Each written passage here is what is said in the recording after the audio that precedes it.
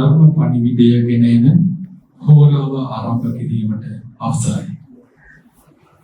මුලින්ම අපගේ සම්මා සම්බුදු පියාණන් වෙනුවෙන් මලින් පහනින් සෝදතුමින් පැණි පූජා කිරීමෙන් සියලු දෙනා සාදුනාද පාත්‍රස ඉල්ලා සිටිනවා. ඉන්නතුරුව අප සෝදානම් අද දවසේ මේ උතුම් සදාම් ගෞරව ආරම්භ කරන්නට ඒ සදා ඉතාමත් ගෞරව නමස්කාරයෙන් යුතුව අප වෙනුවෙන් අනුකම්පාවෙන් වදාළ අවසර අතිපූජ්‍ය මේගොඩ සුගිත ස්වාමීන් වහන්සේ ඔබ වහන්සේට අවසර ප්‍රාර්ථනා කර සිටිනවා. ඒ වෙනුවෙන් අප සියලු දෙනාම වෙනුවෙන් ධර්ම දේශනාව ආරම්භ කරන්නට දැන් පූජා කරමින් ධර්ම දේශනාවට සඳහා ආරාධනා කරන්නට මම ආරාධනා කරනවා ඒකලේ කම්පාලතුමාට විජේසිංහ මහත්මයාට. තිසරණේන සද්දින් පංචශීලං ධම්මං සාධුකං සුරක්ෂිතං කତ୍වා අපමාදේන සම්පාදේත. समन्त चक्रवालेषु अत्रा गच्छन्तु देवता सद्धम्मं मुनिराजस्य सुनन्तु सग्गमुक्तं धम्मश्रवण कालो अयं बदन्ता ධම්මස්සවන කාලෝ අයං බදන්තා ධම්මස්සවන කාලෝ අයං බදන්තා. නමෝ තස්ස භගවතු අරහතෝ සම්මා සම්බුද්දස්ස. නමෝ තස්ස භගවතු අරහතෝ සම්මා සම්බුද්දස්ස. නමෝ තස්ස භගවතු අරහතෝ සම්මා සම්බුද්දස්ස. සුසුකං වත ජීවාම ආතුරේසු අනාතුරා ආතුරේසු මනුස්සේසු විහරාම අනාතුරාති. හොඳයි, සාදුකාරයක් දෙන්න.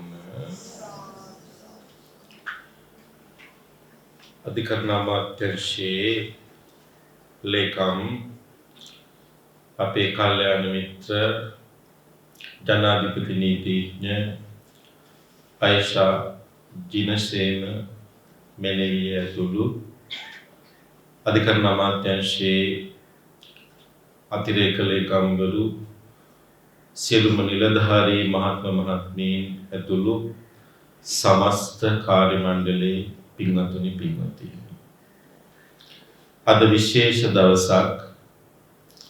වෙසක් පුර පසළොස්වක තව නොබෝ දිනකින් උදා වෙනවා. අධිකරණ අමාත්‍යාංශ පරිශ්‍රයේහි මේ ඇත්තෝ අද පින්කමක් සූදානම් කරලා තියෙනවා. අපි හිතුවටත් වැඩිය ලස්සනට මේ පරිශ්‍රය සරසලා පුන් කලස් හදලා මානෙල් පල් පුබුදවලා හැම ආගමකම හැම ජාතියකම එකතු වෙලා එකම ජාතියක් අපි හැමෝම ලාංකික ආගමික වශයෙන් අපි අතර විවිධත්වයක් තිබුණත් හැමෝම එකතු වෙලා මේ වෙසක් සමරන්න සූදානම් වෙන වෙලාව. මේ වෙලාවේ දැන් දානෙක් දෙන්න ලෑස්ති වෙලා තියෙනවා. ලේකම්තුමිය අපේ මහානායක මාහිමියන් වහන්සේට මතක් කළා ධර්ම දේශනාව කරලා අපිට දානෙ ටික පූජා කරන්න ඕනි කියලා. ඒ ආරාධනාවත් අපි බාරගත්තා. එතකොට මේ වෙලාව මමත් සැහැල්ලුවෙන් ගන්නෙ නැහැ. මොකද මේක ඔයත්තන්ගේ රාජකාරී වෙලාව. ඒත් මේ වෙලාවේ අපි මොකක් හරි වැදගත් දෙයක්. අපි දෙගොල්ලන්ටම වැදගත් දෙයකට අපි අවධානය යොමු කරන එක වැදගත්. ඒ කියන්නේ කල්පනා කරනකොට මේ ගාථාව මට හිතුණා විශේෂයි කියලා. සුසුකං වත ජීවාම ආතුරේසු අනාතුරා.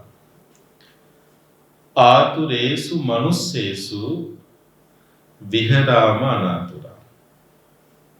මොකක්ද මේ ගාථාවේ තේරුම?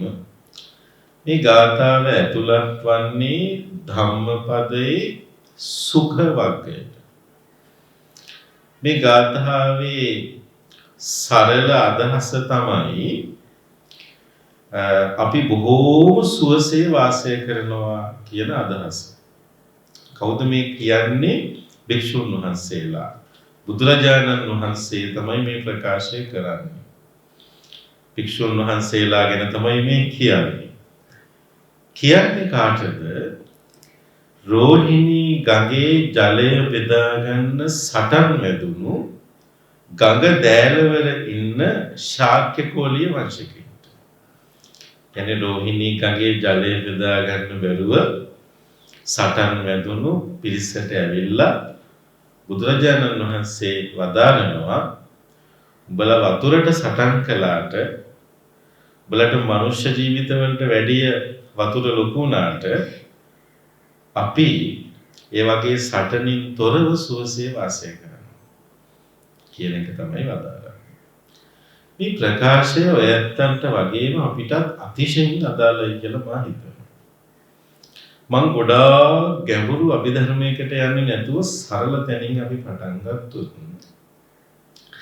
අපි අනාදිමත් කාලයක් ඉඳලා බුද්ධ ධර්මයේ අපි පුංචි කාලේ ඉඳලා දන්න දෙයක් තමයි මෛත්‍රී භාවනාව. ඕනම කෙනෙක් දන්නවා. මෛත්‍රී භාවනාවේ අපි මුලින්ම ඉගෙන ගන්නේ කාට මෛත්‍රී කරන්න ඕන කියලා. තමයි. හරිද? මෙන්න මේක බරට ගන්න ඕනද? ඇයි?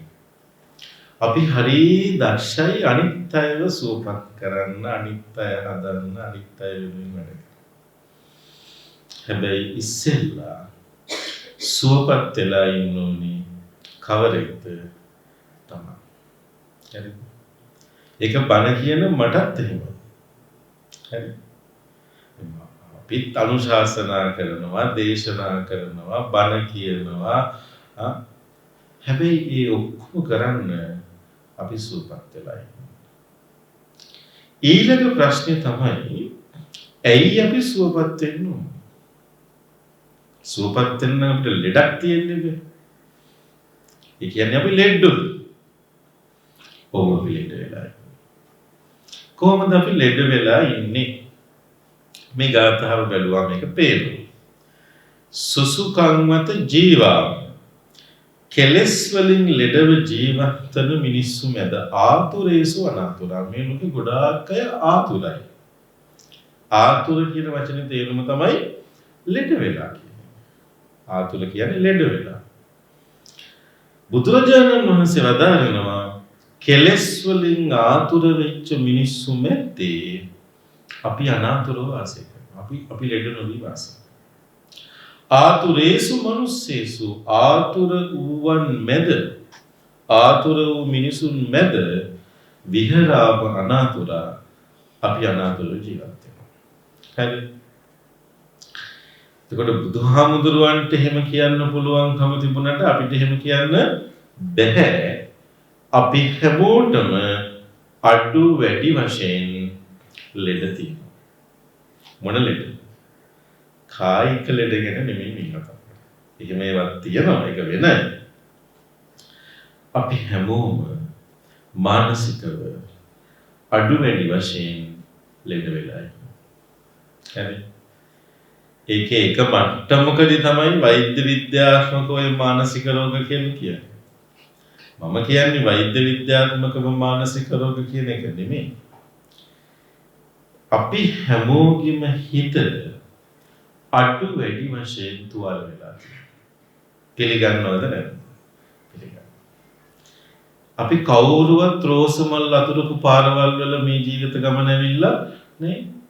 මමත් නෑ ඔය ඇත්තොත් නෑ. ඒතර අපේ ජීවිත කතාව ඇතුලේ අනන්ත අපරිමාණ අහිමි වීම තියෙනවා. වේදනාවන් තියෙනවා. දුක්ඛ දෝමනස්යන් තියෙනවා. ඒ හැම එකක් ඇතුලේම අපි දන්නේ නැති වුණාට අපි තුවාල වෙනවා. හරි? මම පොඩි දෙයක් කියන්නම් දැන් ඔය ඇත්තන් ගැන අපිට වෙච්ච දේවල් හරි? මම මේ අපේ ස්වාමීන් වහන්සේ නමක් ලෙඩ වෙලා ඔපරේෂන් එකක් කරන්න සිංගප්පූරුවට අපේ චන්දකිත්ති හාමුදුරුවෝ වඩාම වෙලායි මම ගියා. නිලද සිංගප්පූරුවේ වීදියේක ඇවිදගෙන යනකොට මම දැක්කා මේ ලස්සන සෙල්ලම් බඩු සාප්පුවක්. ඉතින් ඒකේ ළමයි ඒ රටවල් වල ඇවිල්ලා සෙල්ලම් බඩු තෝරනවා. මට එකපාරට මගේ පුංචි කාලේ මතක් වුණා. අපි අපේ ජීවිතේට එහෙම සෙල්ලම් බඩුවක් අපි ඇහැටවත් දැකලා නැහැ. එතකොට මට තේරුණා මාව පොඩ්ඩක් රිදුණා කියලා ඒ වෙලාවේ. ඒ කියන්නේ අර එකපාරටම අතීතයට ගිහිල්ලා පොඩ්ඩක් රිදුණා කියන්නේ. අපිට එහෙම සෙල්ලම් බඩු තිබිච්ච ලෝකයක් තිබුණේ නැහැ. ඒක ඉතින් සාධාරණයි. එතකොට දැක්ක දෙක වෙන විදිහ. ඒ කියන්නේ අපිට පොඩි තැනක් ඇති අපේ හිත අර තුවාලේ මතුවෙලා එනවා අතීතේ මතුවෙලා එනවා. හරි. ඒක පොඩි දෙයක් විතරයි. හරි. සමහර ආහාර ಜಾති අපිට ලැබෙනකොට අනේ අපිට පොඩි කාලේ අපේ ඔයත්තන්ගේ දරුවන්ට දෙනකොට මතක් වෙනවානේ අපිට පොඩි කාලේ මේවා තිබුණේ නැහැ කියලා. සමහර ඇඳුම් සමහර අය තමන්ගේ දරුවන්ට ඔයත්තු ආදරය කරනකොට අපිට ආදරේ තිබුණේ නැහැ කියලා. හරි. දැන් තව සිද්ධියක් මට මතකයි මම මේ කාරණාව සනාථ කරන්න කියන්නේ මම බඩවලට වඩිනකොට කුලිරතර යදුරේට නිතර කතා කරන කෙනෙක් ඉන්නවා. එයා බොහොම පරිස්සමින් ආදරෙන් එකගෙන යනවා. ඒ තරුණ මහත්තයෙක්. ඉතින් එයාට නිතරම ටෙලිෆෝන් එකට එයාගේ පුංචි දුව කතා කරනවා. තාත්ති කොහෙද ඉන්නේ? ඉතින් මෙයාත් අහම මොනවාද කියන්නේ?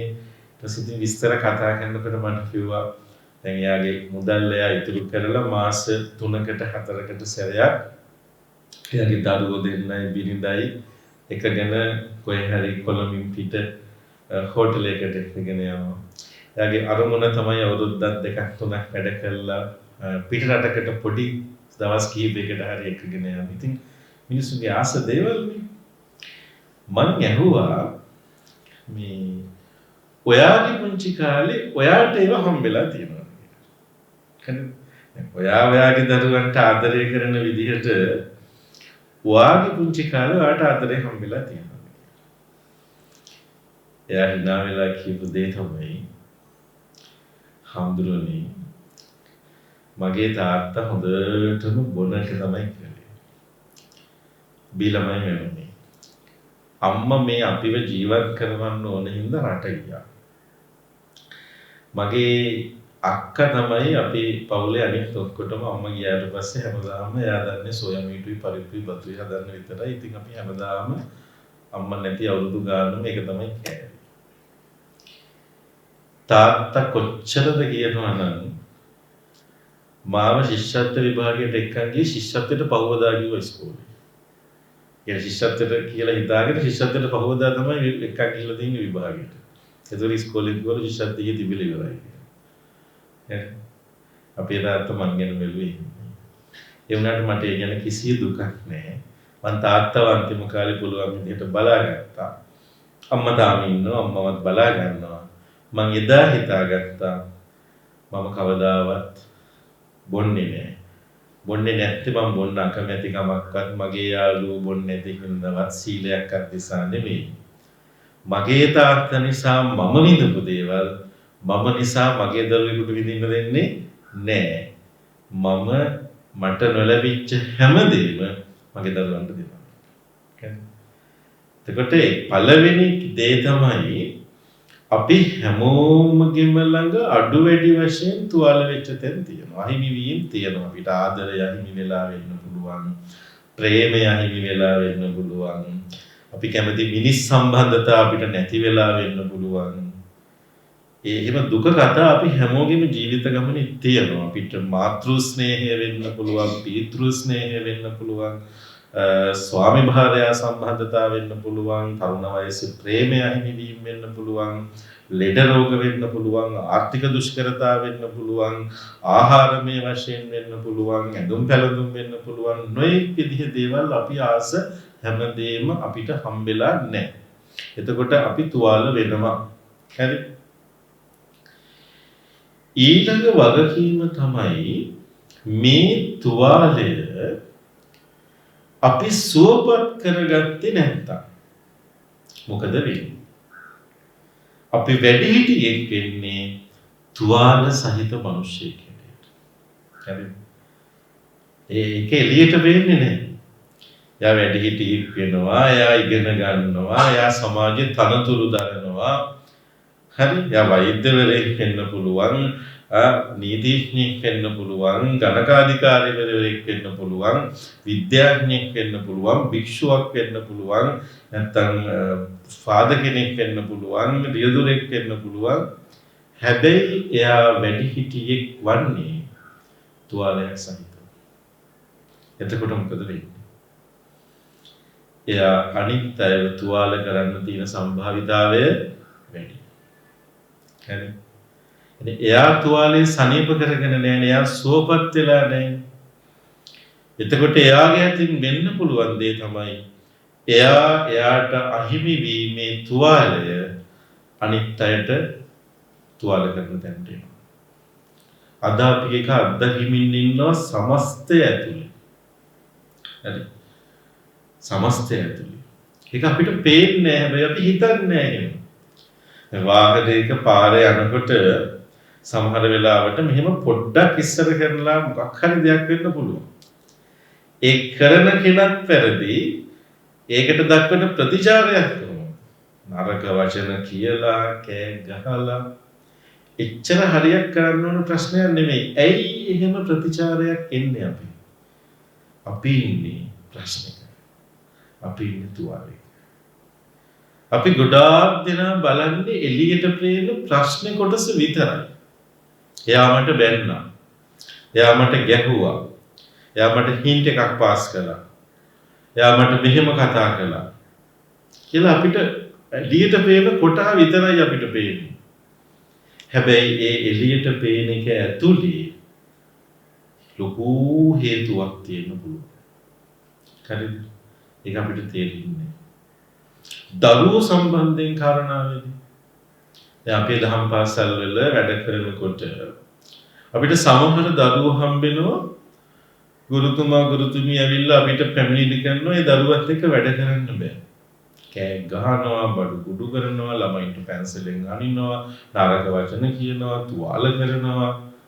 හරීම මේ ටිකක් අපි කියන්නේ ඇග්‍රෙසිව් කියලා, බොහොම ප්‍රචණ්ඩකාරී, ආවේගශීලී.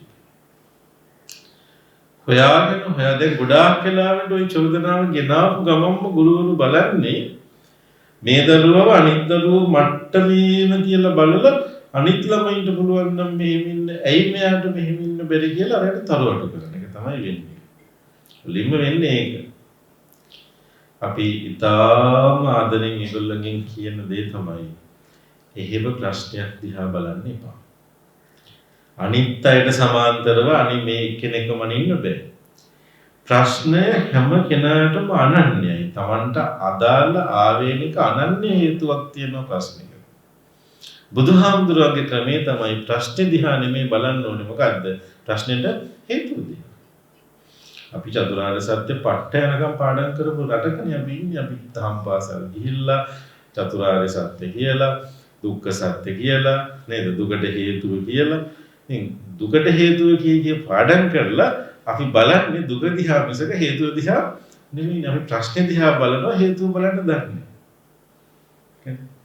එනේ බුද්ධ ධර්ම ඇත්තට සංකල්පමය වශයෙන් දැනගත්තට ඒක අපි යොදවන්න ගියාම අපි අසමත් වෙලා තියෙනවා. හරි? හරි. දෙකට ප්‍රශ්නෙට හේතුව ඔයත් විශ්වාස කරනවා. නැත්නම් එහෙම අත්දැකීම් මොන තරම් ඇති. එහෙනම් මම උදාහරණ ගොඩක් කියන්න ඕනේ. හේතුව ඇව්වහම අපේ ඇඟ කිලිපොලා යනවා. අපිට දුක හිතෙනවා. හරි. කියන්නේ මිනිස්සෙක්ව තුවාල වෙලා තියෙන විදිහ හරි පුදුමයි. ඒ නිසා ඒ හේතුව හොයාගෙන ගියහම ඒක හරි සංකීර්ණයි. එතකොට හිතනවා ඒ දරුවා ඔහොම බේරිච්ච එක හොඳයි. ඔය මට්ටමින් ඉතුරු වෙච්ච එක හොඳයි. නිසා අපි හැම තැනකදීම පරිස්සම් වෙන්න ඕනේ. මිනිස්සු ළඟ තුවාල තියෙනවා. ඒ තුවාල රිද්දන්න හොඳයි. මට මතකයි අපි එක දවසක් මව්ගුණ ගීතයක් දැම්මා. අපි කරපු ලොකු වැරැද්දක්. ඒත් හිතයි මව්ගුණ ගීතයක් දාපු ලොකු වැරැද්දක් වෙන්නේ කොහොමද කියලා. මම කියන්නේ වැරැද්දක් වුණේ කොහොමද කියලා. අපි වැඩිපුර නොහිතා මව්වරුන්ගේ දිනය වෙනුවෙන් වගේ දෙයකට අවුරුදු කීපයකට කලින් දුල පුතාලා එහෙම බිම වාඩි වෙලා ඉන්නකොට අම්මා වරුණේ ගීතය ලස්සනට දැම්ම අහන් ඉන්නේ කියලා. චූටි දුවෙක් අදොස්සලා කිව්වා. මගේ අම්මා නැහැ කියලා. මට අම්මා නැහැ කියලා. හරිද? ඒ වෙලාවේ මමයි ශාසන රතන හඳුරේ අපි දෙන්නම ගොළුන අපිට දෙන්න උත්තරයක්වත් නැහැ. අපි එදා හිතාගත්ත අපි කවදාවත් මේ වැඩේ කරන්නේ නැහැ කියලා.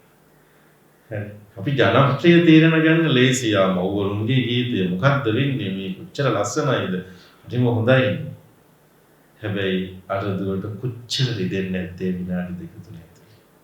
එයා කොච්චර රිද්ද ගන්නේ නැද්ද? එයා ඒ රිදීම දරාගෙන ඉඳලා අන්තිමට චූටි බබේ දුස්සල කිව්වා මට අම්මා නැහැ අම්මා කෙනෙක් නැහැ. ඉතින් ඒ නිසා මිනිස්සු කියන්නේ තුවාල සහිත අය. පුංචි කාලේ ඉඳලම අපි තුවාල වෙලා තියෙන විවිධ හේතු නිසා. ඒ නිසා පළවෙනි දේ තමයි ආගම් තියෙන්න ඕනේ මිනිස්සුන්ව තුවාල කරන්න නෙමෙයි. ආගම් තියෙන්න ඕනේ මිනිස්සුන්ගේ තුවාල සනීප කරන්න. මම ඒක දැඩිව විශ්වාස කරනවා. හරි. අපි අවුරුදු 30ක් යුද්ධකින් පීඩා විඳපු රටක්. හරි. අපි අවුරුදු 30ක් යුද්ධකින් පීඩා විඳපු රටක්. මම භික්ෂුන් වහන්සේ නමක් වුණාට මම දැන් පුරුදු වෙලා තියෙනවා අර දකුණ විතරයි කියන මානසිකත්වයේ ප්‍රශ්නයක් දිහා බලන්න. මම හිතනවා උතුරේ මැරුණෙත් අපේ මිනිස්සු අපේ දරුවෝ දකුණේ මැරුණෙත් අපේ දරුවෝ. ආයි අපි නැවත යුද්ධ නොකරන්න නම් අපි හැමෝම සුවපත් වෙන්න. ඒගොල්ලෝ සුවපත් වෙන්න ඕනේ අපි සුවපත් වෙන්න. හරි. එතනත් ඉන්නේ අම්මලා මෙහෙත් ඉන්නේ අම්මලා. ඇයි මෙහෙ විතරද අම්මලා ඉන්නේ නෑනේ. ඒත් අම්මලා. ඒත් ඒ අම්මලගේ දරුවෝ වෙනුවෙන් තියෙන අයිතිය තියෙනවනේ. අම්මා කෙනෙක්ට දරුවෙක් සම්බන්ධයෙන් තියෙන අයිතියට අපිට හරස් කපන්න බෑ. ත්‍රස්තවාදය වෙනයි. ඒක වෙනම කතාවක්. ඒකට දෙන්න ඕන උත්තර රාජ්‍යයෙන් දෙන්න. ඒක අපිට කරන්න දෙයක් නෑ. ඉතින් ඒක වෙනයි. හැබැයි ආගම් තියෙන මිනිස්සුන්ව සුවපත් කරන්න. හරිද? ලෝකේ මිනිස්සු අතින් වැරදි වෙනවා ඒක වෙනයි. වැරදි වලට තමයි අධිකරණ මාත්‍යාංශයෙන් තියෙන්නේ. නේද? අධිකරණ පද්ධතිය. දැන් වෙලා තියෙන්නේ අධිකරණයේ කාර්ය කරන්න යනවා ආගම විසින්. එල්ලලා මරන්න ඕනේ කියනවා, ගහන්න ඕනේ කියනවා, දඬුවම්. පින්වතුනි මම කියන්නේ ආගම් තියෙන මිනිස්සුන්ව දඬුවම් කරන්න හරි, ඝාතනය කරන්න හරි නෙමෙයි. මිනිස්සුන්ව සුවපත් කරන්න.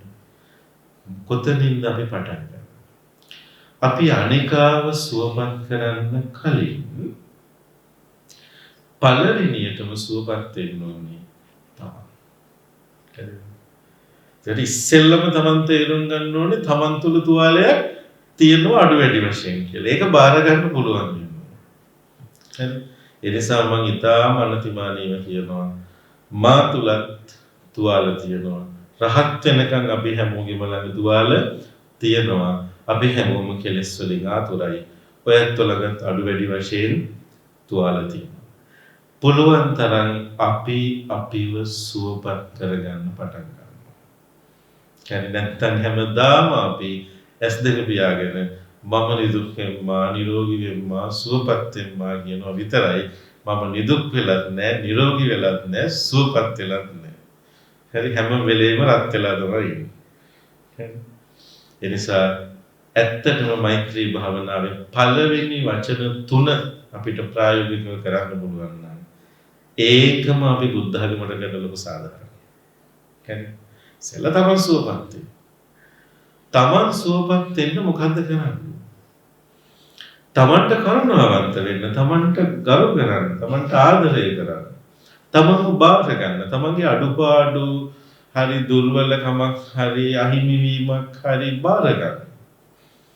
මට හිම අහිමිවීමක් තියෙනවා, මට තුවාලයක් තියෙනවා, මගේ ස්වභාවයක් තියෙනවා, තමන්ව බාර ගන්න. මම එහෙම තමයි කියන්නේ. එහෙම නැතුව හැම වෙලෙම තමන්ට චෝදනා කරන තැනකට ඉන්න එපා. හරි. දැන් ලංකාවේ තියෙන ප්‍රශ්නයක් තමයි අපි හැම එකම ගන්නේ අනේ මට කර්මයක් වෙන්නේ නැති. දැන් සමහර අය හිතනවා මෙතන කාන්තාව වැඩි නේ. හරි. මම ගැහණියක් කියලා ඉපදිලා ඉන්නේ කරුමෙට වෙන්නේ නැති. හරි. බුද්ධ ධර්මයේ කොහෙවත් නැහැ ස්ත්‍රීත්වයේ කර්ම විපාකයක් කියලා. හරි. ස්ත්‍රීත්වයේ කර්මයක් නම් කර්ම විපාකයක් නම් යශෝදරාවගේ ඉඳලා මහා ප්‍රජාපතියගේ ඉඳලා ඔක්කොම පාප කර්ම කරපු අය ඉන්නේ. මේ වෙන පෞකාරියෝ ඉන්නේ. මේක කොහෙද බුද්ධ ධර්මයේ තියෙන්නේ නෑ. තමන්ව පහත් කොට සැලකෙන එකකින් ඉස්සෙල්ලම මිදෙන්න ඕන. හරි. තමන්වම පහත් කොට සැලකනවා. ඒක ආත්මාභිමානයේ කෙලසා ගැනීමක් හීනමානයි. ඒකෙන් අයින් වෙලා තමන්ගේ ළඟ තියෙන අඩුපාඩු උනන් කරුණාවෙන් බාර ගන්න ඕනේ. ඒ කියන්නේ ඒක කරන්න කියන එක නෙමෙයි. ඒව දිහා කරුණාවන්ත වෙන්න. තමන්ට වෙච්ච අහිමි වීම වේදනාවන් දුක්ඛ දෝමනස්යන් එක හේතුව හොයාගන්න එකට කරුණාවන්ත වෙන්න. හරි. ඊට පස්සේ අපි ඒ කරුණාවන්ත වීම හරහා හොඳට අපේ හිත සුවපත් කරගන්න පටන් ගන්න ඕනේ. ඒකට මෛත්‍රිය හරිය වැදගත් කාරණාවක්. අපි පුළුවන් තරම් අනිත් අයට කරුණාවන්ත වෙන්න. අනිත් අයට මෛත්‍රී සහගත වෙන්න. මම මේ කියන දේ හොඳට මතක තියාගන්න. අපිට ආදරේ ලැබෙන්න නම් අපිත් මොනවද දෙන්න ඕනේද? ආදරේ දෙන්න. අපිට මෛත්‍රිය ලැබෙන්න නම් අපිට සුවපත් වෙන්න නම් අපිත් අනිත් අය සුවපත් කරන්න. හරි. ඒක හොඳට මතක තියාගෙන තමන්ගේ තියෙන අඩුපාඩුව හරි වේදනාව හරි තියෙද්දී ඒක පුළුවන් තරම් සුවපත් කරගන්න මෛත්‍රිය කරුණාව අනිත් අයටත් දෙන්න. එතකොට තමන්ට අනිත් අයගේ කරුණාව මෛත්‍රිය ලැබෙනවා. අන්න මානව සම්බන්ධතා හදාගන්න. හරි. බුදුහාමුදුරුවෝ ඔය වැඩේ කළේ නැද්ද කියලා කල්පනා කරලා බලන්න. කොච්චර තුවාල වෙච්ච තැන් වලට බුදුහාමුදුරුවෝ කරුණාව මෛත්‍රිය අරගෙන වැඩියද? හරි. මේ වෙසක් එක කියලා කියන්නේ අපි බුදුරජාණන් වහන්සේගේ ප්‍රතිමා අඹනවා, පිළිම හදනවා, තොරන් ගහනවා, ලයිට් දානවා, බුදු රැස්මාලා හදනවා, කුඩු කරකවනවා. ඒවත් වෙසක් තමයි. හැබැයි ඇත්ත බුදුරජාණන් වහන්සේගේ කරුණා ගුණය අඳුනගන්න. මට නම් බුදුහාමුදුරුවෝ කියලා කියන්නේ කරුණා ගුණයේ ප්‍රතිමූර්තිය. මහා කරුණාව කියන එක අඳුනගන්න. බුදුහාමුදුරන්ගේ මහා කරුණාව තාම ඉවර නෑ. තාම තියෙනවා. ඒ කරුණාවේ අපි තාම සුවපත් වෙනවා, සැනසෙනවා. ඒ කරුණාව අඳුනගන්න. සුනීත කියන්නේ කවුද? සෝපාක කියන්නේ කවුද? අම්මපාලි කියන්නේ කවුද? පටාචාර කියලා කියන්නේ කවුද? එයාට බුදුහාමුදුරුවෝ පිහිට උනේ කොහොමද? හරි. සුනීත කියලා කියන්නේ කවුද?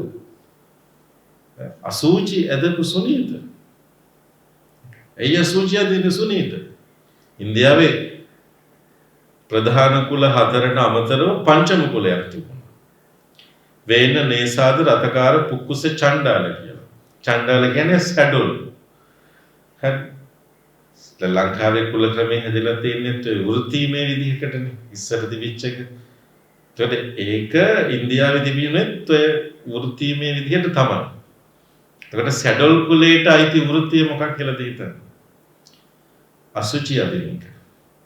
ඇයි අසුචි අදින්න වෙන්නේ? පාවිච්චි කළේ වල වැසිකිලි සහ මේ මොනවාද බාල්දි වැසිකිලි. එතකොට මේ බාල්දි වැසිකිලි වල අසුචි අදින එක තමයි සැඩොල් කුලයාගේ වෘත්තිය. ඒගොල්ලෝ තමයි සැඩොල්. ඒ අයව අස්පර්ශී අය හැටියට සැලකුවේ. ස්පර්ශ කරන්නව සුදුසුද? ඒ තරම් අපිරිසුදුයි. ඒ තරම් පහත් කියලා තමයි සැලකුවේ. අල්ලන්නවත් හොඳ නැහැ. දකින්නවත් හොඳ නැහැ. සුනීත උපන්නේ ඒ සැඩොල් කුලේ. ඒගොල්ලන්ට ධන හිසට පහලින් අඳින්න බෑ, ඉනට ඉහලින් අඳින්න බෑ. යන්තම් පිළිවසා ගන්න රෙදි කඩක් තවටන්න පුළුවන් එපමණයි.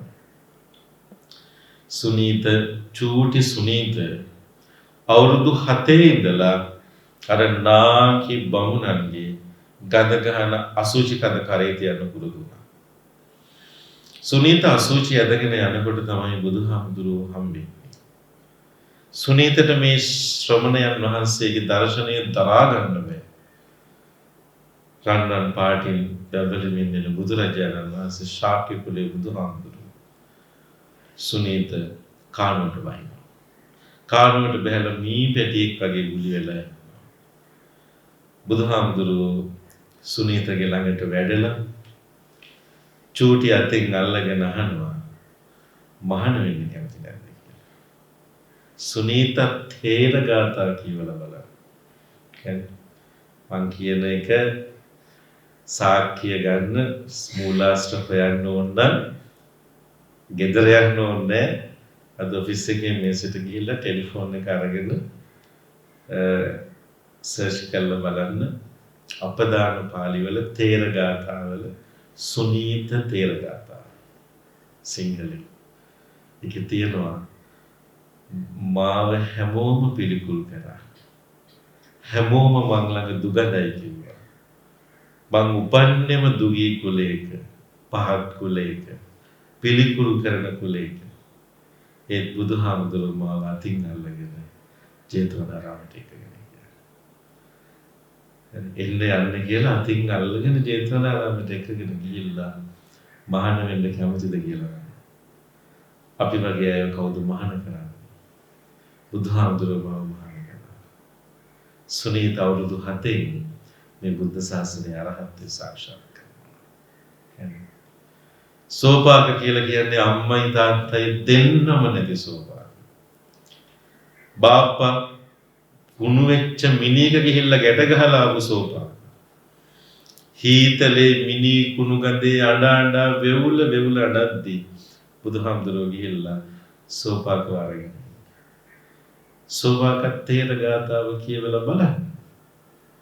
සෝපාක තේර ගාථාවේ තියෙනවා මම බුදුහාමුදුරුවන්ගේ හෙවණැල්ල දිහා බලාගෙන සක්මන් කරන්නේ. මේ බුදුහාමුදුරුවන්ගේ සක්මන් මළුවේ බුදුහාමුදුරුවන්ගේ හෙවණැල්ලේ සක්මන් කරපු සෝපාක. ජාතියා සත්ත වස්සෝහං ලද්දානං උපසම්පදා. ධාරේමි අන්තිම දේහං අහෝ ධම්මසු ධම්මදාති. මම මගේ අන්තිම ශරීරය දරන්නේ මට අවුරුදු 7යි. ඒත් මං ආයෙ උපදින්නේ නැහැ. ඒ තමයි සෝපාක. චුල්ලපන්තක කියන්නේ. මහා පන්තක අයියා චුල්ලපන්තක පොඩි හාමුදුරන් එළියට දානවා 4 පද ගාතාවක් මාස 4ක් තිස්සේ කටපාඩම් කරගන්න බෑ. හරි ඔබට මේ මහානකම කරන්න බෑ කියලා එළියට දානවා. පන්සල එළිය ආරාමයේ ඉස්සරහ ආඩාන ඉන්නකොට බුදුහාමුදුරුවෝ වඩිනවා. භගවා තත්ත ආගංජී සීසං මයිහං පරාමසී. බාහාය මං ගහෙත්වාන සංඝාරාම පරිසරය. මගේ අතින් අල්ලගෙන අඬන්න එපා කියලා ඔළුව අත ගාලා මාව ආරාමයට එක්කගෙන ගියා. ඒ තමයි බුදුහාමුදුරුවෝ. අම්මපාලි කියන්නේ කවුද? විශාලා මහනුවර වැඩිම මිලකට කය අලෙවි කරපු වෛශ්‍යා ගණිකාව. අම්මපාලි බුදුහාමුදුරුවන්ට දානකට ආරාධනා කරන්නේ. ඔබ දන්නවද අම්බපාලියගේ දාන ආරාධනාව කරලා අම්බපාලියේ දාන ආරාධනාව බුදුහාමුදුරුවෝ බාර ගන්නවා. අම්බපාලියගේ දාන ආරාධනාව බාරගෙන අම්බපාලිය ජේතවනාරාමින් නැගිටලා යනකොට නික්මිලා යනකොට සර්වාභරණයෙන් සැරසුම් රත්තරන් අස්ව කරත්තවල නැගගෙන සුදු අස්වැ පිටේ දූවිලි වලා නංවගෙන නිහිබට දෙවිවරු වගේ ඉන්නේ ලිච්ඡවි රජදරු. බුදුහාමුදුරන්ගේ අග්‍රදායකයෝ ඇවිල්ලා ආඩම්බර සාඩම්බර ලීලාවෙන් ආරාධනා කරනවා හෙට දවල් ලිච්ඡවි රජමෙදුරේ දන් පිළිගන්නවට. බුදුහාමුදුරු දාන ආරාධනා බාරගන්නේ කවුරු වෙනුවෙන්ද? අම්බපාලිය නිසා. ලිච්ඡවි රජදරුවන්ගේ දාන ආරාධනා ප්‍රතික්ෂේප කරපු බුදු කෙනෙක් අපිට ඉන්නේ. හරි. බුදුහාමුදුරු වඩින්නේ අම්බපාලිගේ දානෙට. අම්බපාලිට මොනව හිතෙන්නේ නැද්ද? අම්බපාලිය එදා තමයි තීරණය කරන්නේ මේ රස්සාව මෙතනින් නවත්තනවා. මං ආයි කවදාවත් මේ වෘත්තිය කරන්නේ නැහැ. මම බුදුසසුනේ මහාන වෙනවා. අඟුලිමාල කියලා කියන්නේ කවුද? 999ක් මිනිමරුපු මනුෂ්‍ය ඝාතකයා. හැබැයි අඟුලිමාල මිනිමරුගේ වෙලා තින්නේ නිකන් නෙමෙයි. ඒකට හේතුවක් තියෙනවා. ඒකට කතාවක් තියෙනවා. අපි බලන්නේ මිනිමරුව දිහා විසක හේතුව දිහා නෙමෙයි. මිනිමරුව දිහා බලන්න ආගම ඕනේ. ඒකට තමයි අධිකරණ තියෙන්නේ. ඒකට තමයි නීතිය තියෙන්නේ. ඒකට තමයි විනිසුරන් ඉන්නේ. හරිද? වරද සහ දඬුවම වෙනුවෙන් යුක්තිය වෙනුවෙන් ආගමේ කාර්යය වරද සහ දඬුවම නියම කිරීම නෙමෙයි. ආගමේ කාර්ය කවරෙක් හෝ එල්ලා මැරීම යුතුද නැද්ද කියන එක තීරණය කිරීම නෙමෙයි. ආගමේ කාර්යය මනුෂ්‍ය ඝාතකයෙක් නොකට මිනිසෙක් කරන්න පුළුවන් කියලා බලන්න. ඒකයි ආගමේ කාර්යය. හරි. බුදුහාමුදුරුවෝ කළේ ඒක. විසර රජුරු නියමයක් කරන අඟුලිමාලව කොහෙන් හරි අල්ලලා දෙන්න. නැත්තම් මරලා දාන්න කියලා. බුදුහාමුදුරුවෝ හේසරේ අඟුලිමාල පැහැදිනවා. 999ක් මිනී මරලා ඇගේ මස් කෑලි තවරගත්ත ඇඟිලි මාලයක් බෙල්ල එල්ලගත්ත අඟුලිමාලට ඈත බුදුහාමුදුරුවෝ වඩිනකොට මොනවද හිතෙන්නේ? හරි. අඟුලිමාල තේර ගාථාව කියලා බලන්න. මොකද්ද තියෙන්නේ කියලා. අඟුලිමාල තේර ගාථාවේ තියෙන්නේ අනේ මහා වීරයාණනි මාව බලන්න වනේට වෙලිය. සම්මහා ශ්‍රමණයන් වහන්සේ මා බලන්න වනාන්තරයට වැඩිය කියලා අහලා අඟුලිමාල බුදුහාමුදුරුවෝ ළඟට ගිහිල්ලා දණින් වැටෙනවා. අඟුලිමාලට තමන්ව බලන්න එන කෙනෙක්, තමන්ට ආදරය කරන කෙනෙක්, තමන්ව බාර ගන්න පුළුවන් කෙනෙක් එනකම් බලා හිටියේ. අර සිදුවීම වෙනවා. අඟුලිමාලත් බුදුහාමුදුරුවෝ පස්සේ පන්නනවා. බුදුහාමුදුරුවෝ වඩිනවා වගේ ඉර්ධිය පෙන්නනවා.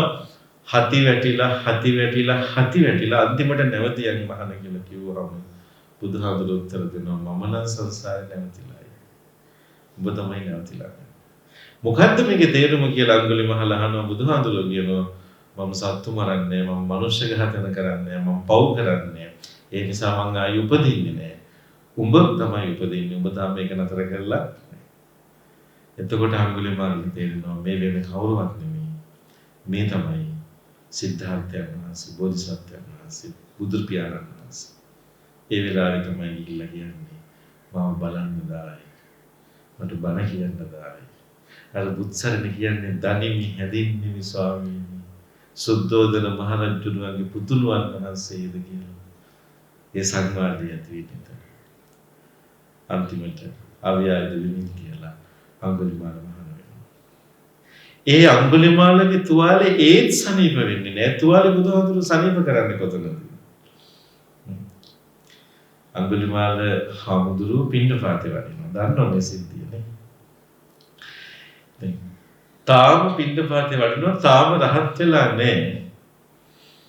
තාම තියෙනවා තමන් ගැන වරදකාරී හැඟීම. මනුෂ්‍ය ඝාතකයෙක් එක ලෙසින් මිදෙන්න බෑ. 999 මිනිමරුපු මනුෂ්‍ය ඝාතකයෙක්. S2 පියාගත්තහම මතක් වෙන ඇත්තේ මිනිස්සු පණ බය දුවපු හැටි, අඬා වැටිච්ච හැටි, ජීවිතේ ඉල්ලලා කෑ ගහපු හැටි. මිනිස්සුන්ව පස්සෙන් එලවගෙන ගිහිල්ලා පෙති ගහපු මනුෂ්‍ය ඝාතකයෙක් මේ. ලේසි පාඩු මිනිහෙක් නෙමෙයි, සුළු පාඩු මනුෂ්‍ය ඝාතකයෙක් නෙමෙයි. දාම මිනිස් ඝාතකයෙක්. හරි? හැබැයි මෙයා පැවිදි වෙලා දැන්. තාම මෙයාගේ හිතේ තියෙනවා තමන් ගැන වරදකාරී හැඟීම්. අඟුලිමාල හාමුදුරුවෝ පිණ්ඩපාතේ යනවා. පාරයි අම්ම කෙනෙක් කඩා වැටෙනවා.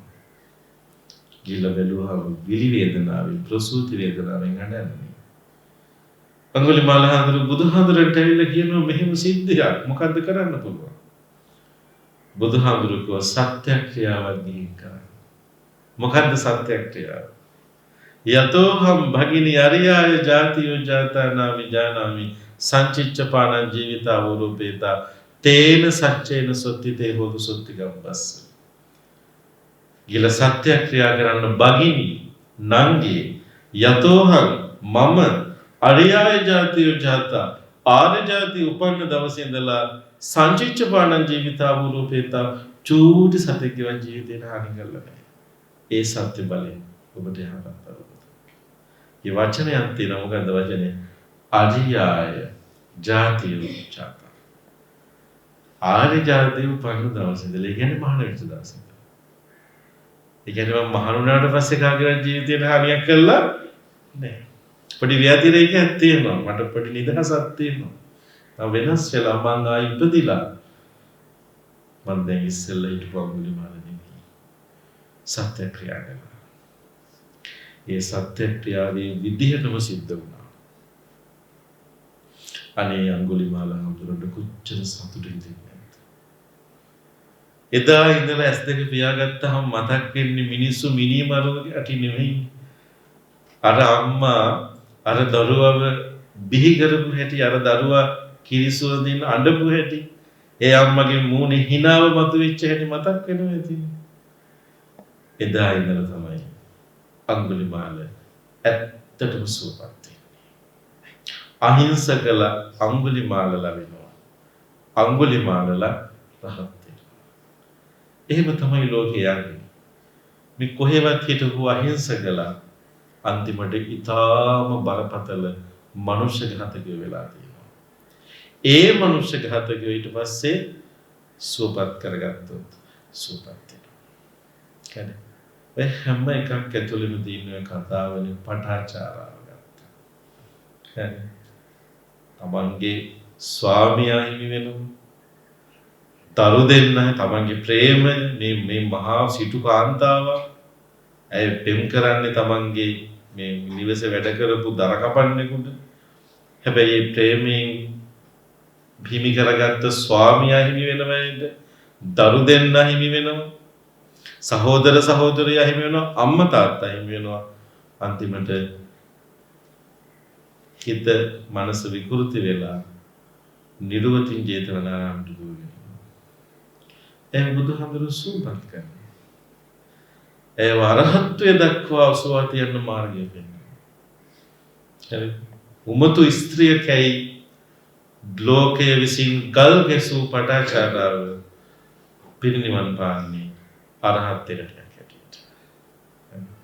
ඒ නිසා පින්වතුනි අපි බුද්ධ ධර්මයේ මේ කරුණාවේ සහ මෛත්‍රියේ පණිවිඩය බරපතල විදිහට බාර ගන්න ඕනේ කියලා මම හිතනවා. මම කියවනේ මම අභිධර්මයේ නෙමෙයි මේ වෙලාවේ කියන්නේ. ගැඹුරු කතාවක් නෙමෙයි. හැබැයි මේක ගැඹුරුයි. මේක දිගපළල ලොකුයි තමයි. අපේ කරුණාවේ සහ මෛත්‍රියේ පණිවිඩය අපි හරියට බාර ගන්න ඕනේ. නැත්තම් අපි වෙසක් කියලා මොකද්ද කරලා තියෙන්නේ කියලා කල්පනා කරලා බලන්න. මම පොඩි සිදුවීමක් දෙකක් කියන්නම් මම බලපු එක. ඔය පහුගිය කාලේ ලොකු ලංකාවේ තිබුණානේ මනුෂ්‍ය ඝාතන කරලා. ඒක සිද්ධියක් ගැන මම සිද්ධි අධ්‍යයනයක් කළා. කියන්නේ ශාස්ත්‍රීය වශයෙන් නෙමෙයි හැබැයි තොරතුරු කියෙව්වා. දැන් ඒව අධිකරණේ විභාග වෙනවා. එක වෙනයි ඒක රටේ නීතියකට. ඊටාම පැහැදිලිව අපි කරු කරන්නේ. ඒ නීතිය හැටියට යන එක හරි. සිද්ධිය මොකද්ද? ඒක ඇතුලේ අපිට තිබිච්ච වගකීම මොකද්ද? සමාජයක් හැටියට. මනුෂ්‍ය ඝාතනයක්. ඊටාම කේදනීය මනුෂ්‍ය ඝාතන රැල්ලක් එතන සිද්ධ වෙලා තියෙනවා.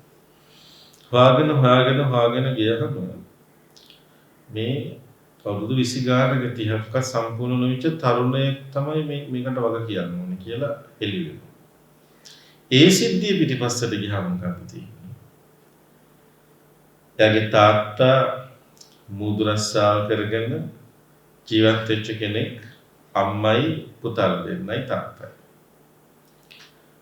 පවුල් ආරවලකට ඒ ගමේ තාත්තව දරු දෙන්න ඉස්සරහා පුතාලා දෙන්න ඉස්සරහා කපලා කොටලා ඝාතනය කරනවා. ඊට පස්සේ අම්මා මේ දරු දෙන්නව හදාගන්න නොවිඳිනා දුක් විඳිනවා. අනන්ත අප්‍රමාණ නිന്ദා ගැරහුම් ලැබමින් නොකා නොබී නෑදෑයෝ මේගොල්ලන්ව ප්‍රතික්ෂේප කරනවා, නිന്ദා කරනවා, බඩගින්න ඉන්නවා.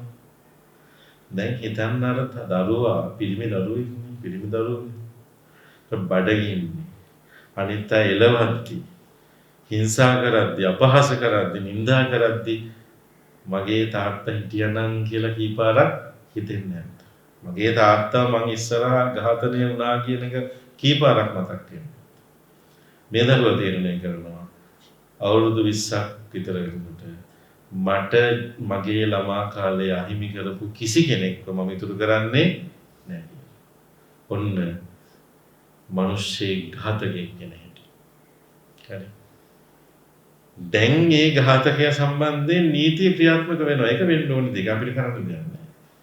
හැබැයි මම අදටත් විශ්වාස කරනවා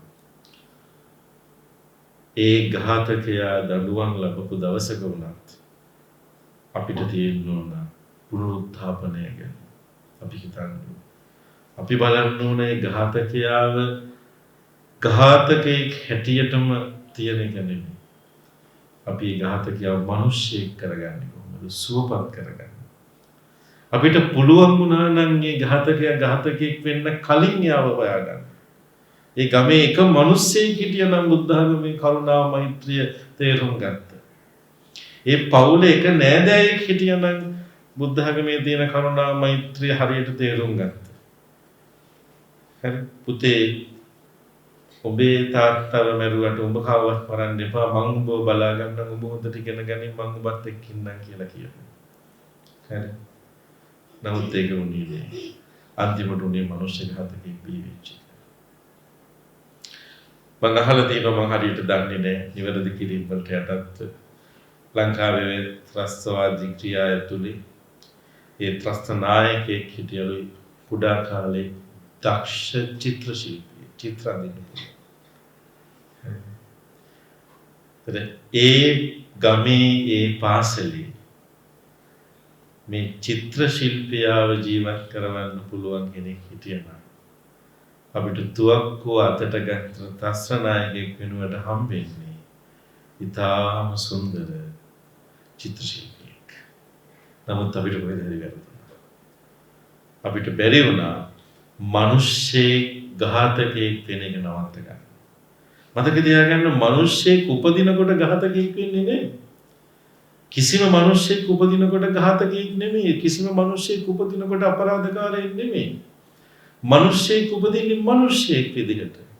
මිනිස්සෙක් අපරාධකරුවෙක් ඝාතකයෙක් ප්‍රචණ්ඩත්වයට පත් වෙන්නේ ඊට පස්සේ. ඒ තුවාල සිද්ධ වෙන සිදුවීම් පෙළ ඇතුලේ. අපි දක්ෂ වෙන්න ඕන. ඒ මිනිස්යාව ඝාතකයෙක් නොවී තියාගන්න. එහෙම නැත්නම් ඝාතකයාව මිනිසෙක් කරන්න. ඔබ අහලා තියෙනවද මේ කතාව? මම මේකේ හරියටම සිද්ධ වෙච්ච විදිහ දන්නේ නැහැ. හැබැයි මම හිතනවා මේකේ සත්‍ය සිදුවීමක් කියලා. විදේශ රටක තමන්ගේ එකම පුතාව එක අම්මා කෙනෙකුට ඒ අම්මයි පුතයි ජීවත් වෙන්නේ ඒ එකම දරුවව පාසලට ආපු ප්‍රචණ්ඩ හැසිරීමක් තියෙන දරුවෙක් තමන්ගේ එකම දරුවව ඝාතනය කරනවා. ආයුධයක් අරගෙන ඇවිල්ලා ඝාතනය කරනවා. ඒ වගේ සිද්ධි වාර්තා වෙච්ච තැන් තියෙනවනේ. ටිකක් තරුණ දරුවෙක්. මේ සිදුවීම නිසා මේ ඝාතකයා පිටිපාර්ශවයේ දරුවා කියන්නේ තරුණයා එයා උසාවියට ගියනවා විත්ති කුඩුවට අම්මා පැමිණිලි කුඩුවේ ඉන්නවා. අම්මා අඬා වැටෙනවා. අධිකරණයේදී විනිසුරුතුමා නඩුව විභාග කරන වෙලාවේ අම්මා කෑ ගහලා කියනවා මං ඔබ කවදා හරි මරනවා කියලා කියනවා. ඒ වෙලාවේ අම්මව එළියට අරගෙන යන්නේ නැති. නඩුව විභාග වෙනවා. මෙයා තාම වැඩිහිටියෙක් වෙලා නැති දරුවෙක් නිසා සීමා සහිත කාලයකට මෙයාට දඬුවම් නියම වෙනවා. කියන්නේ දැන් මෙයා දඬුවම් විඳිනවා වන්දනාගාරගත වෙනවා. හැබැයි දඬුවම ටිකක් ලිහිල් වෙනවා මෙයාට. මෙයාගේ වයසත් එක්ක. ඉතින් මේ සිදුවීම හැමෝටම අමතක වෙලා යනවා. මේ අම්මා තනියම තමන්ගේ දරුවා නැති වුණාට පස්සේ තනියෙන් ජීවත් වෙනවා. අර දරුවෝ බන්ධනාගාරයෙන් නිදහස් වෙන දවස් එනවා අවුරුදු ගානකට පස්සේ. බන්ධනාගාරයෙන් නිදහස් වෙලා එළියට එනකොට ඒ දරුවට පේනවා මේ එළියේ ගේට්ටුව ළඟ අඳුරන මුණක් තියෙනවා. ගිහලා බැලුවහම අර අම්මා තමන් අතින් මෙරුම් කාපු දරුවගේ අම්මා යාළුවගේ අම්මා. මේ වාට යන්න තැනක් නැතුව ඇති. මම වගේ පෞල් පසුබිම දන්නවා. මේ යන් අපේ ගෙදර. මං තනියම ඉන්නේ යන් අපේ ගෙදර කියලා එකගෙන යනවා. මම බය වෙන්නේ නැති දැන් මේ මරනවා කිව්වනේ. කොහොම හරි එකගෙන යනවා. ගිල්ලිවලා කන්න බොන්න හදලා දෙනවා, කාමරයක් දෙනවා, අර පුතාගේ කාමරේම දෙනවා. යම්ම පයිසයි ඒ කන්න බොන්න හදලා දෙනවා. අපි රස්සාවකට යමු කියලා එකගෙන ගිහලා රස්සාවක් වෙලා දෙනවා, ඇඳුම් අරන් දෙනවා. මෙහෙම කාලයක් යනවා. දැන් මේ දරුවට හිත ඇත්තටම අර වීදි දරුවෙක් මං හිතන්නේ. යාට එහෙම හරියට පෞල් පසුබිමක් තිබුණේ නැහැ. නමුත් දැන් යාට ගෙයක් තියෙනවා. එයාව බලා ගන්න කෙනෙක් ඉන්නවා. එයාට ආදරය හම්බ වෙනවා.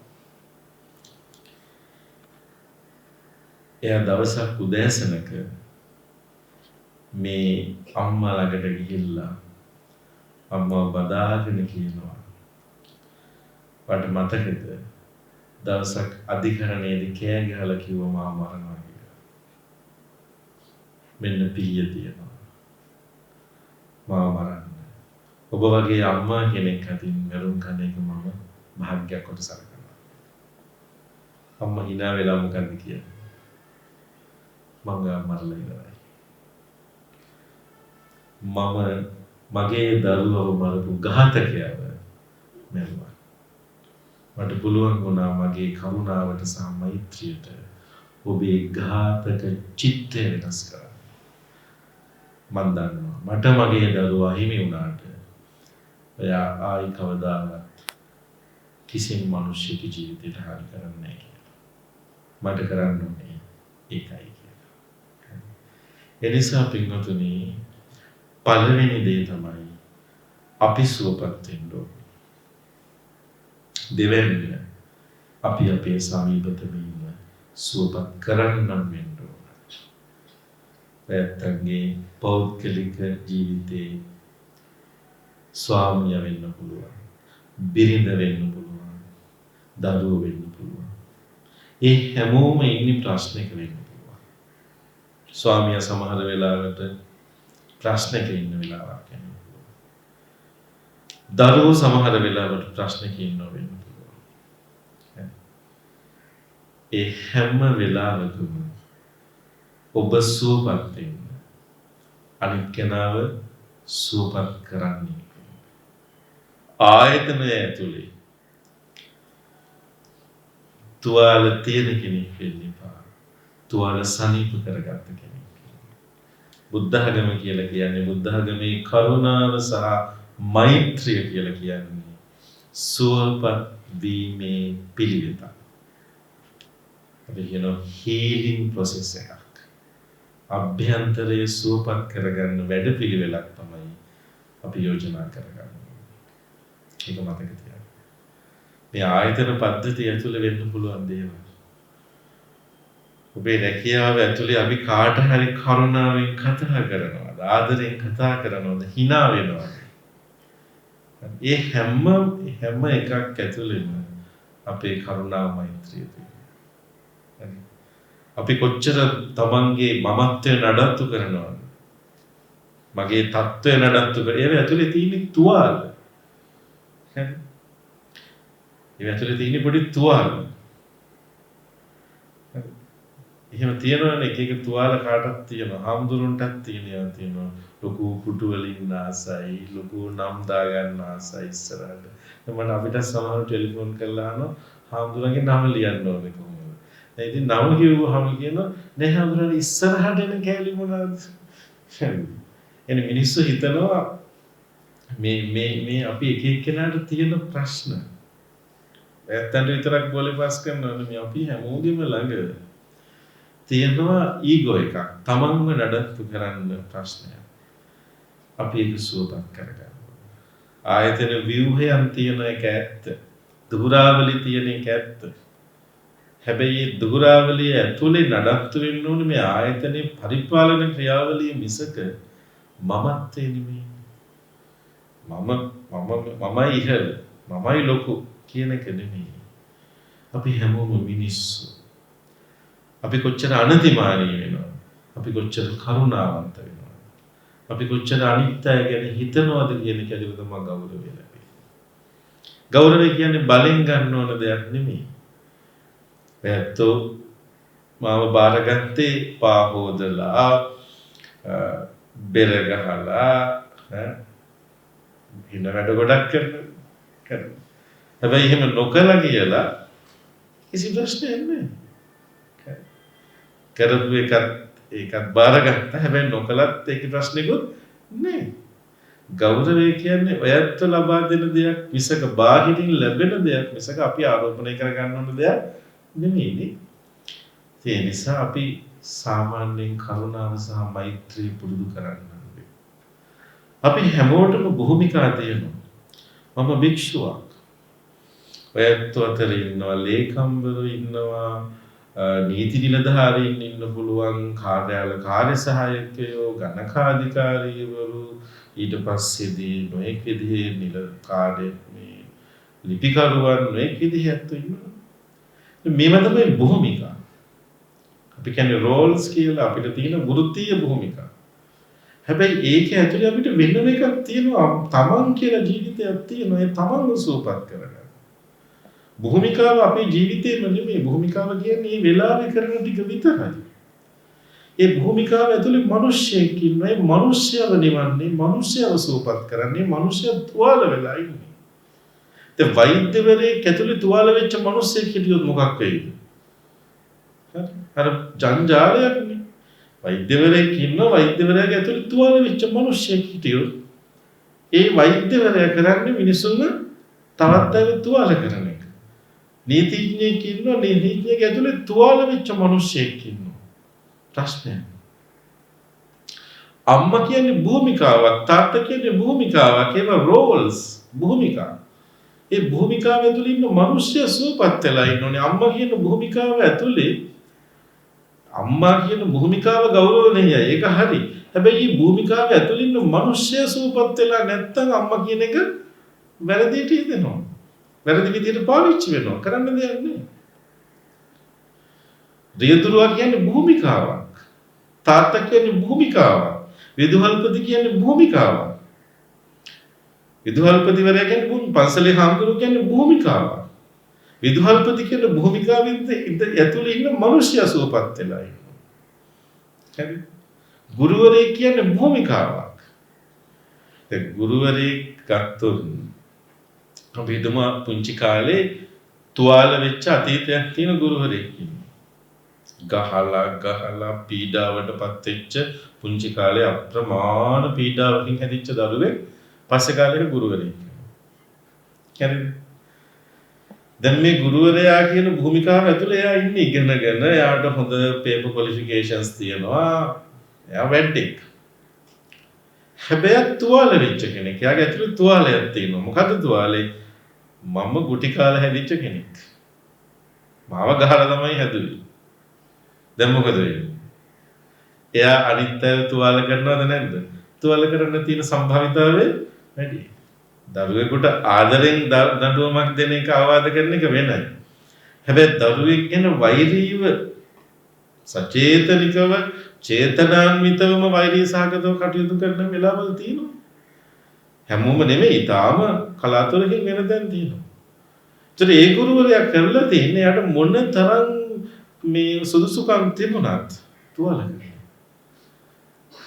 ඔකට අපි කියන්නේ ගොදුර දඩයක් කරුවා වෙනවා එක වෙලාවක.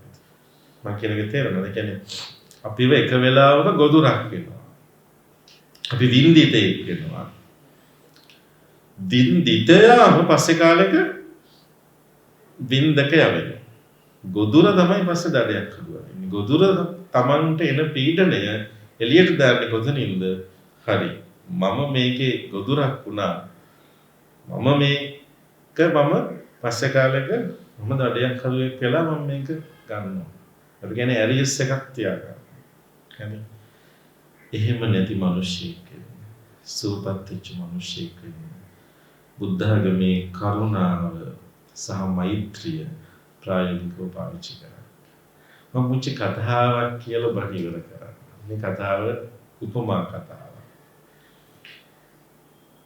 මම හරි ආස කතාවක්. මහායාන සාහිත්‍යයෙන් අපිට එන කතාවක්.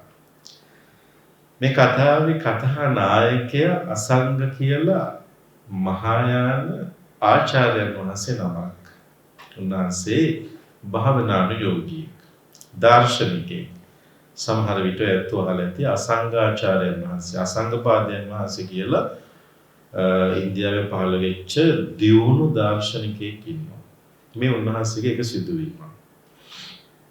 උන්වහන්සේ එක වෙලාවක තීරණය කරනවා මේ මතු බුදු වෙන මෛත්‍රී බෝධිසත්වය දකින්න පුළුවන් නම් උන්වහන්සේ වෙනුවෙන් ප්‍රතිපත්ති පූජාවක් කරන්න පුළුවන් නම් හොඳයි කියලා මෛත්‍රී භාවනාව වඩන්න ඕනි කියලා හිතලා කැලේට යනවා. කැලේට ගිහිල්ලා අවුරුදු ගාන මෛත්‍රිය වඩනවා. අවුරුදු 5ක් 6ක් විතර වඩනවා. මුළු වනාන්තරයේ ඉන්න සත්තු පවා උන්වහන්සේත් එක්ක මිතුරු වෙනවා. ගස් කොළන් වල පවා මල් උපදිනවා කියනවා. පරිසරය පවා වෙනස් වෙනවා. ස්වභාව ධර්මයේ පවා වෙනස් වෙනවා උන්වහන්සේගේ මෛත්‍රියට. උන්වහන්සේ අදිෂ්ඨානයක් කරනවා. මගේ මෛත්‍රිය සත්‍ය නම් ප්‍රාණප්‍රාප්තන අග්‍ර ප්‍රාප්තන සාර්ථකයි නම් මට මතු බුදු බව ලබන මෛත්‍රී මහ බෝසතාණන් වහන්සේ දකින්න ලැබේවා. මොකද කවුරුවත් පේන්නේ නැහැ. අසංගමවලට දුකක් තිබුණා. ආයි කල්පනා කළා නෑ මං ආයිසරයක් ඉවසලා බලනවා කියලා. තව අවුරුද්දක් විතර පොය 12ක් විතර ආයි මෛත්‍රිය වඩනවා. දැන් අර කර්ණාන්තරේ පළවැල භුක්ති විඳින්මින් පෙන් පහසු වෙමින් එළියට නොයා අර කැලේ අර සත්තුත් එක්කේ සත්තුන්ට මෛත්‍රිය වඩමින් විසගෝර සර්පයින්ට නපුරු වන ව්‍යාඝ්‍රයින්ට වගවලසුන්ට පවා මෛත්‍රී කරමින් මෛත්‍රී වඩනවා. උන්වහන්සේට කැලේ කටු ගහකින්වත් තුවාලයක් උනේ නැහැ කියනවා. ඒ තරම් මෛත්‍රී බලනවා. ආයිත් අදිෂ්ඨානය කරනවා මගේ මෛත්‍රිය සාර්ථකයි නම් අග්‍රයි නම් ප්‍රාර්ථයි නම් මට මෛත්‍රී මා බෝසතාණන් වහන්සේ දකින්න ලැබේවා කියලා. මොකද වෙන්නේ? එදත් නැහැ. උන්වහන්සේ නැහැ. ආයි හිතුවනේ තව පාරක් අදිෂ්ඨාන කරනවා කියලා ආයිද තුන්වෙනි. අර විදිහටම මෛත්‍රී වඩලා අර විදිහටම අදිටක් කරා. තුන්වෙනි පාරින්ද ප්‍රාතුර්භූත වෙන්නේ දකින්න ලැබෙන්නේ නෑ. එදා උන්වහන්සේ උත්සාහයක් දැරියා. මෙච්චර වඩලත් මෛත්‍රී මහ බෝසතාණන් වහන්සේ මෛත්‍රියට අධිපති උතුමන් වහන්සේ මට දකින්න ලැබෙන්නේ නැහැ කියන්නේ. එක්ක මෛත්‍රී කියලා බෝධිසත්වෙක් නැහැ. එක්ක මගේ මෛත්‍රිය වැඩෙන මෛත්‍රියක් නෙවෙයි. අසංඝහම්දුරු ගල්ලෙන තෙරලා යන පිටත් වෙනවා. ගල්ලෙන අතුගාලා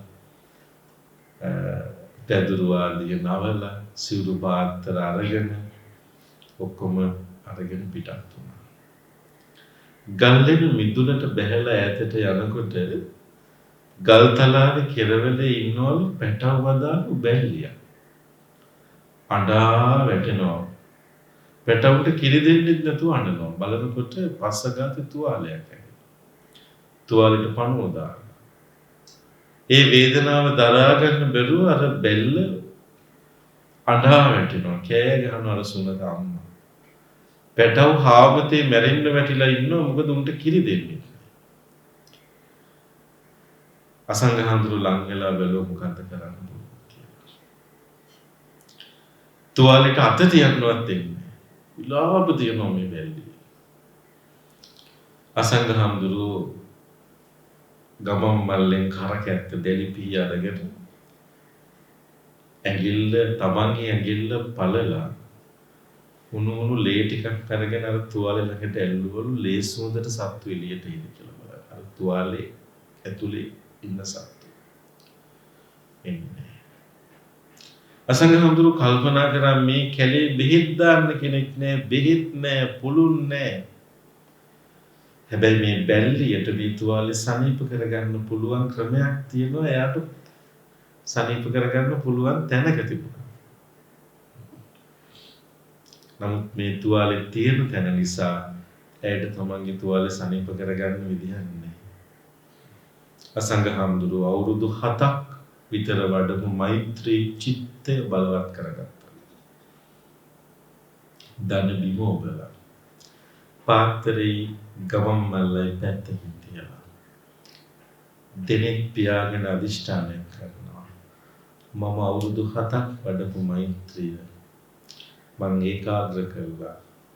මං ඔබ වෙනුවෙන් ඔබේ තුවාලේ සනීප කරන්නම් කියලා. ඇස් දෙක පියාගෙන දිව දිගු කරනවා. අර බැල්ලි තුවාලේ දෙසට. උඹට සනීප කරන්න පුළුවන් නම් සනීප කරගන්න විදියට මම කරන්නම් කියලා. එතකොට අර බැල්ල නොපෙනී ගිල්ලා මෛත්‍රී බෝධිසත්ව පහළ වුණා. අසංගහන්තුරු ටික වෙලාවකින් ඇස් ඇරලා බැලුවහම බැල්ලිය නැහැ. ඉතාම අභිරූපතර දෙව්ලුවක් තියෙනවා. ඔබ කවුද කියලා. මම මෛත්‍රියට අධිපති මහ බෝධිසත්වය. පාරමිතා පුරන මෛත්‍රී බෝධිසත්වය. මේ අසංගහන්තුරු අහනවා ඇයි මෙච්චර කල් මාව බලන්න නා? මෛත්‍රී බෝධිසත්වයේ උත්තරේ තමයි ඒ මෛත්‍රී බෝධිසත්ව සංකල්පයේ අමාරු නම් කතෝලිකයන්ට දක්වන අර තියෙන ශාන්තුරු කියලා වචනේ ඒ සමානයි. ශාන්තුරු එකම සංකල්පය. මෛත්‍රී බෝධිසත්වය කියනවලු ඇයි නාරි මං අවුරුදු 7ක් ඔබේ පස්සෙන් හිටියා. අද වගේ දවසක්. අද තමයි ඔබේ මෛත්‍රිය ප්‍රාප්ත වෙච්ච දවස. ප්‍රායෝගික වෙච්ච දවස. මෛත්‍රිය කියන්නේ භාවනාවක් විතරක් නෙමෙයි ප්‍රායෝගික වෙන්න ඕන දෙයක්. පුහුණු කරන්න ඕනේ. අපිත් ඒකෙන් සුවපත් වෙන්න ඕනේ. අපේ සමීපතමින්වත් අපි සුවපත් කරන්න. අපි සුවපත් වූවන් වෙමු. සුවපත් කරන්න වෙමු. ඒ සඳහා හැම දිනකටම ශක්තිය ලැබේවා කියලා ප්‍රාර්ථනා කරනවා. පින්වත්නි අද හැමෝම හොඳට බණ ඇහුවා. අධිකරණ අමාත්‍යංශයේ ඉතින් අපි ඊටාම කරුණාවෙන් මෛත්‍රියෙන් සෙත්පතනවා ආශිර්වාද කරනවා.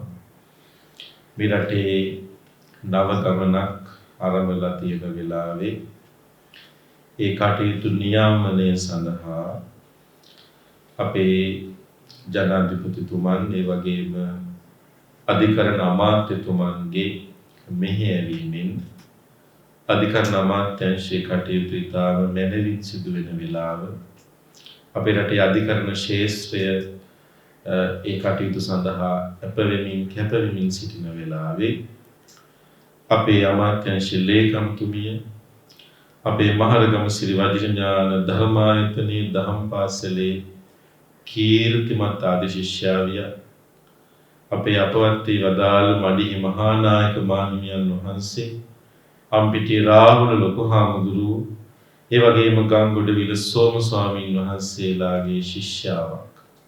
සෝම ස්වාමීන් වහන්සේගේ බොහෝම ළඟ කල්යාණ ශිෂ්‍යාවිය. ඉතින් එතුමියට නිදුක් නිරෝගී සුව වේවා, දිගාසී වේවා. ජනාධිපති නීතිඥ අයෂා ජිනසේන මෙනෙවියට මේ කටයුතු හොබවන්න තුනුරුවන් සරණ යෝධ බල යෝධ ශක්තිය වේවා කියලා අපි සිත පතනවා. ඒ වගේම අපේ අධිකරණ අමාත්‍යතුමන්ට, හර්ෂනායකාන මහත්මැතිතුමන්, ඒ වගේම අධිකරණ අමාත්‍යාංශයේ ලේකම්වරු, අතිරේක ලේකම්වරු, ලේකම්වරියන්, නිලධාරී මහත්ම මහත්මීන් හැම දිනාටම සුළු සේවක කාර්යකාදීන් දක්වාම මේ අමාත්‍යාංශය ඔබවන, මේ අමාත්‍යාංශය හා බැඳුණු සියලු ආයතනවල කටයුතු කරන කාටත් තුනුරුවන් සරණ වේවා. හැම දිනාටම සියලු සිත් සුවපත් වේවා. දෙවියන්ගේ රැකවරණ ආශිර්වාදය වේවා.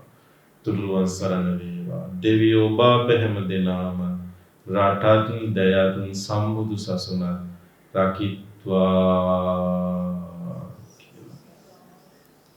ittavataච amhehi සම්පතං පුඤ්ඤ සම්පදං සම්මේ දේවා අනුමෝදන්තු සබ්බ සම්පත්ති සිද්ධියා.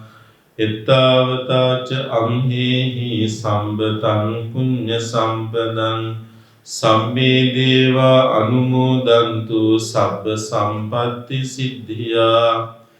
ittavataච amhehi සම්පතං පුඤ්ඤ සම්පදං සම්මේ දේවා අනුමෝදන්තු සබ්බ සම්පත්ති සිද්ධියා. හැම දිනාටම සත්පුරුෂ කල්යාණ මිත්‍රාශ්‍රය වේවා. මිය පරලොව ගිය සියලුම ඥාතීන්ටත් මේ පින් නිවන් සුව පිණිස වේවා. සංසාර දුකින් අත මිදී ලබන නිවන් සුව පිණිස මේ පින් හේතු වාසනාම වේවා. උන්වහන්සේ වෙනුවෙන් පිළිකර පූජා කිරීමට මා ආරාධනා කර සිටිනවා. මාතන් සදේ